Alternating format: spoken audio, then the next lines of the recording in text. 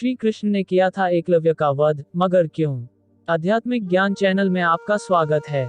महाभारत काल में प्रयाग के तटवर्ती प्रदेश में सुदूर तक फैला श्रृंगवरपुर राज्य एकलव्य के पिता निषादराज हिरण्यधनु का था।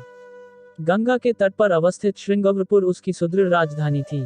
उस समय श्रृंगवरपुर राज्य की शक्ति मगध, हस्तिनापुर, मथुरा, चेदी और चंद्री आदि बड़े राज्यों के समकक्ष थी। निषाद हिरण्यधनु और उनके सेनापति गिरिबीर की वीरता विख्यात थी। निषादराज हिरण्यधनु और रानी सुलेखा के स्नेहांचल से जनता सुखी व संपन्न थी। राजा राज्य का संचालन मंत्री परिषद की सहायता से करता था। निषादराज हिरण्यधनु को रानी सुलेखा द्वारा एक पुत्र प्राप्त हुआ जिसका नाम अभिद्युम्न रखा गया। प्रायः लोग उसे अभय नाम से बुलाते थे। 5 वर्ष की आयु में एकलव्य की शिक्षा की व्यवस्था कुलीय गुरुकुल में की गई। बालपन से ही अस्त्र शस्त्र विद्या में बालक की लगन और एकनिष्ठता को देखते हुए गुरु ने बालक का नाम एकलव्य संबोधित किया।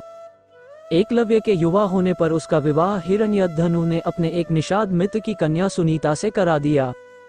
एकलव्य धनुर्विद्या की उच्च शिक्षा प्राप्त करना चाहता था। उस समय धनुर्विद्या में गुरु द्रोण की ख्याति थी, पर वे केवल ब्राह्मण तथा क्षत्रिय वर्ग को ही शिक्षा देते थे और शूद्रों को शिक्षा देने के कट्टर विरोधी थे। महाराज हिरण्यधनु ने एकलव्य को काफी समझाया कि द्रोण तुम्हें शिक्षा नहीं देंगे, पर एकलव्य ने पिता को मनाया कि उनकी शस्त्र विद्या से प्रभावित होकर आचार्य द्रोण स्वयं उसे अपना शिष्य बना लेंगे। पर एकलव्य का सोचना सही न था। द्रोण ने दुत्तकार कर उसे आश्रम से भगा दिया। एकलव्य हार मानने वाल में से न था और बिना शस्त्र शिक्षा प्राप्त किए वह घर वापस लौटना नहीं चाहता था। इसलिए एकलव्य ने वन में आचार्य द्रोण की एक प्रतिमा बनाई और धनुर्विद्या का अभ्यास करने लगा।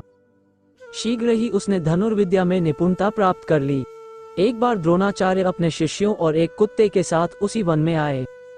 उस समय एकलव्य धनुर्विद्या का अभ्यास कर रहे थे।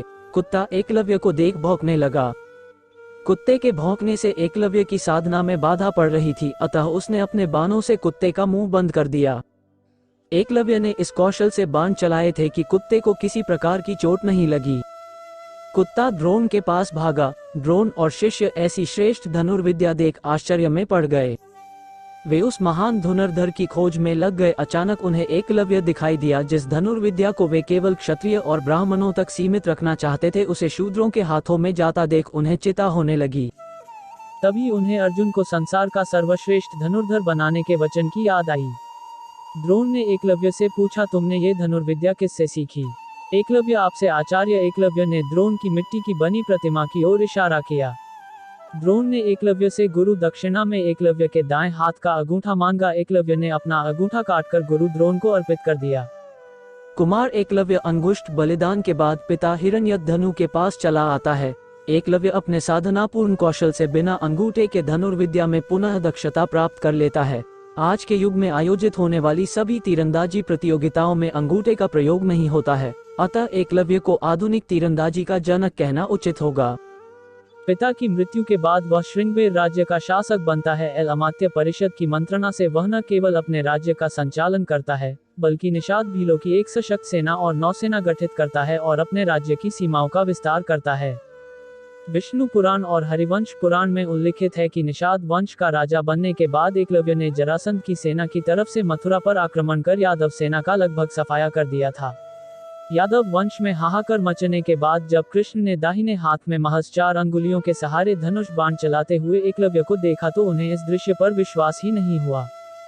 एकलव्य अकेले ही सैकड़ों यादव वंशी योद्धाओं को रोकने में सक्षम था। इसी युद्ध में कृष्ण ने छल से एकलव्य का वध किया था। उसका पुत्र केतुमान महाभारत युद्ध में भीम के हाथ से मारा गया था। जब युद्ध के बाद सभी पांडव अपनी वीरता का बखान कर रहे थे, तब कृष्ण ने अपने अर्जुन प्रेम की बात कबूली थी। कृष्ण ने अर्जुन से स्पष्ट कहा था कि तुम्हारे प्रेम में मैंने क्या क्या नहीं किया है। तुम संसार के सर्वश्रेष्ठ धनुर्धर कहलाओ, इसके लिए मैंने द्रोणाचार्य का वध करवाया, महापराक्रमी कर्ण को कमजोर किया और न चाहते हुए भी तुम्हारी जानकारी के बिना भील पुत्र एकलव्य को भी वीरगति दी ताकि तुम्हारे रास्ते में कोई बाधा न आए। चैनल को सब्सक्राइब जरूर करें। धन्यवाद।